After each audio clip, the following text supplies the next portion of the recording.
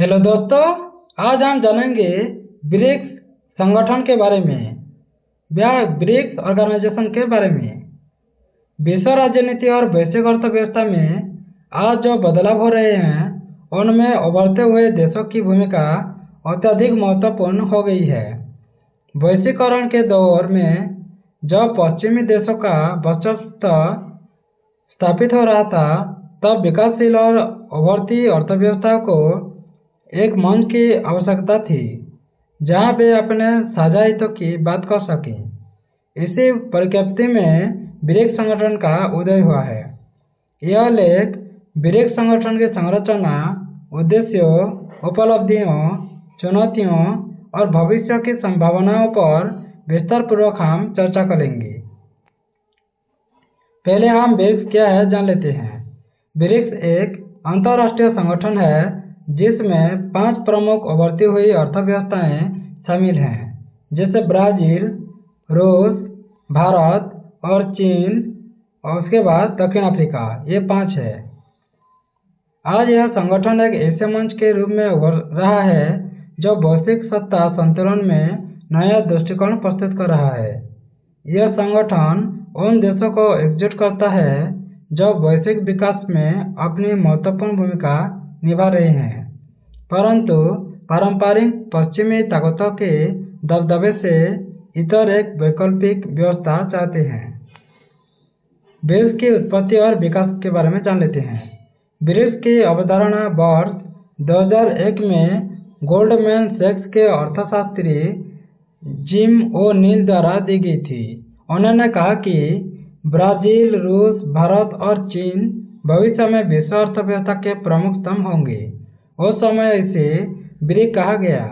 मुख्य घटनाक्रम देखें तो 2006 में पहली औपचारिक बैठक न्यूयॉर्क में हुई और 2009 में पहला औपचारिक ब्रिक्स शिखर सम्मेलन रूस के यकातेरिनबर्ग में हुआ था और 2010 में दक्षिण अफ्रीका के शामिल होने से ब्रिक्स का ब्रिक्स बन गया। उसके बाद 2014 में ब्राजील सम्मेलन में न्यू डेवलपमेंट बैंक की स्थापना हुआ। 2023-24 में ब्रिक्स प्लस के रूप में विस्तार किए गए नए सदस्य जैसे ईरान, यूएई, मिस्र, इथियोपिया, सऊदी अरब आदि देश शामिल हो गए। उसके बाद हम जानते हैं सदस्य देश और उनकी भूमिकाओं के बारे में। भारत पहले आता है। यह संस्थापक सदस्य है जो लोकतांत्रिक व्यवस्था और आर्थिक सुधारों का मंडल बनता है। सूचना प्रौद्योगिकी, फार्मा और स्टार्टअप क्षेत्र में अग्रणी है। रूस की बात करें तो ऊर्जा संसाधनों का विशाल भंडार है। सुरक्षा और सैन्य मामले में वैश्विक शक्ति है। पश्चिमी प्रतिबंधों के कारण ब्रिक्स में अधिक सक्रियता निभाता है रूस।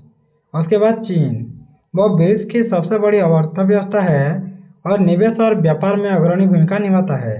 राजनीतिक रूप से वर्चस्ववादी दृष्टिकोण रखता है।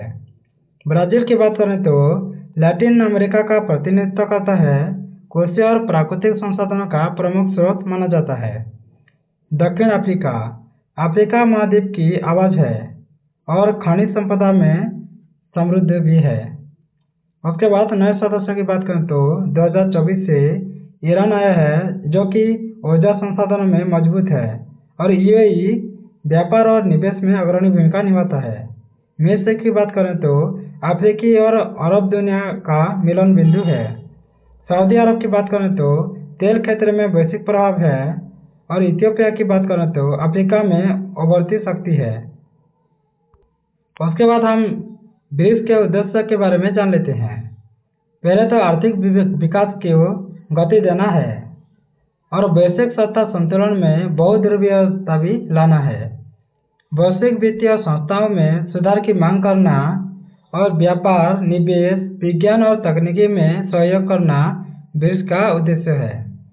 पर्यावरण और सतत विकास के लिए संयुक्त प्रयास करना और स्वास्थ्य, शिक्षा और सामाजिक समावेशिता को बढ़ावा देना ब्रिक्स का उद्देश्य है। वैश्विक संकटों जैसे कोविड-19 में सहयोगात्मक या सहयोग करना इनका कर्तव्य है। उसके बाद प्रमुख संस्थाएं के बारे में जान लेते हैं ब्रिक्स की। न्यू डेवलपमेंट बैंक, जो कि 2014 में स्थापित हुआ और इसका मुख्यालय शंघाई में है। इसका उद्देश्य ये है कि विकासशील देशों को बुनियादी ढांचे और सतत परियोजना के लिए वित्त पोषण करना है। सभी सदस्य देश इसके हिस्सेदारी निभाते हैं व हिस्सेदार करते हैं। कंटीजेंसी रिजर्व अरेंजमेंट, जो कि वैश्विक वित्तीय संकट के समय सदस्य देशों को मुद्रा सहायता करना होता है। इसकी कुल पूंजी है $100 अरब। IMF के विकल्प के रूप में भी देखा जाता है CRA को। उसके बाद ब्रिक्स बिजनेस काउंसिल, जो कि निजी क्षेत्र के सहयोग को प्रोत्साहन देता है, व्यापार, निवेश और व्यापारिक चुनौतियों पर ध्यान केंद्रित करता है। उसके बाद ब्रिक्स थिंक टैंक काउंसिल, नीति अनुसंधान और ज्ञान साझा करने के लिए ब्रिक्स थिंक टैंक काउंसिल बना है, जो कि शिक्षाविदों, शोधकर्ताओं और नीति निर्माताओं का मंच है। उसके बाद हम ब्रिक्स की उपलब्धियां के बारे में जान लेते हैं। NDB के माध्यम से कई परियोजनाएं में निवेश हुआ है। कोविड-19 के दौरान स्वास्थ्य सहयोग और वैक्सीन कूटनीति अच्छा काम कर रहा है। डिजिटल सार्वजनिक ढांचे में भारत के विचार को वैश्विक मंच पर बढ़ावा दिया जा रहा है। संयुक्त वक्तव्य के माध्यम से वैश्विक मुद्दों पर साझा रुख अपनाना है। सदस्य देशों में आपसी व्यापार को प्रोत्साहन मिल रहा है। वैश्विक नेतृत्व में भागीदारी का अवसर मिल रहा है। ब्रिक्स प्लस विस्तार से संगठन को वैश्विक पहुंच मिल रहा है। उसके बाद ब्रिक्स और भारत के बारे में जान लेते हैं।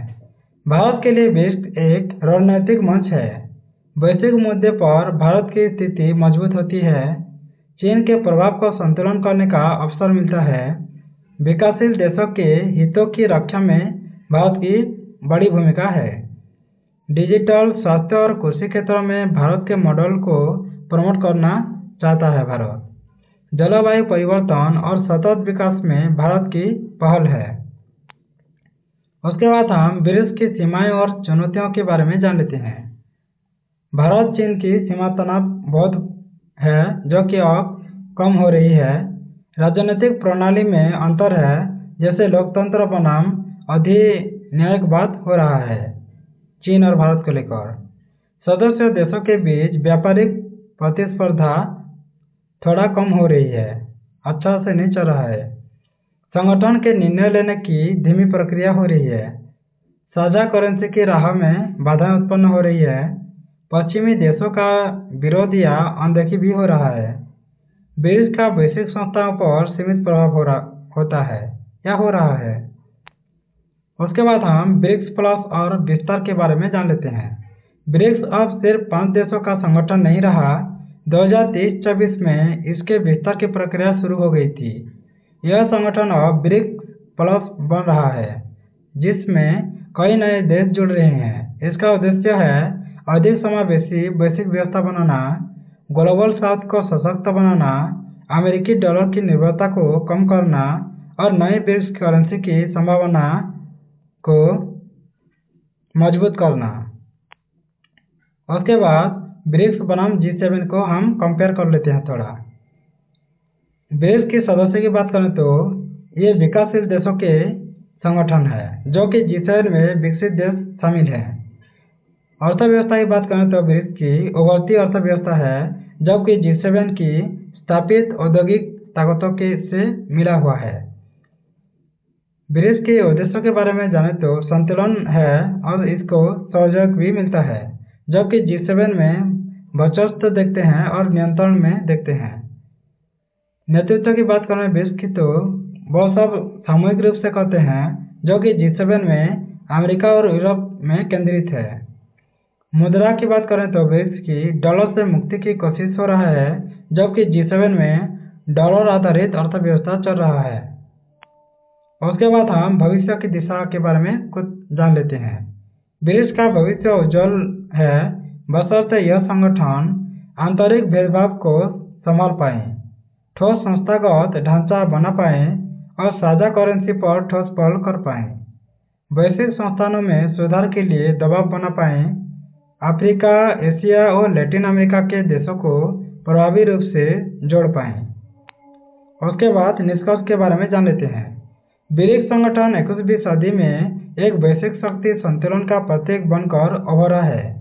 भारत जैसे देश के लिए यह संगठन अपनी वैश्विक भूमिका को मजबूत करने और ग्लोबल साउथ की आवाज बनने और विकसित व विकासशील देशों की समस्याओं को साझा मंच पर रखने का एक प्रभावशाली माध्यम है।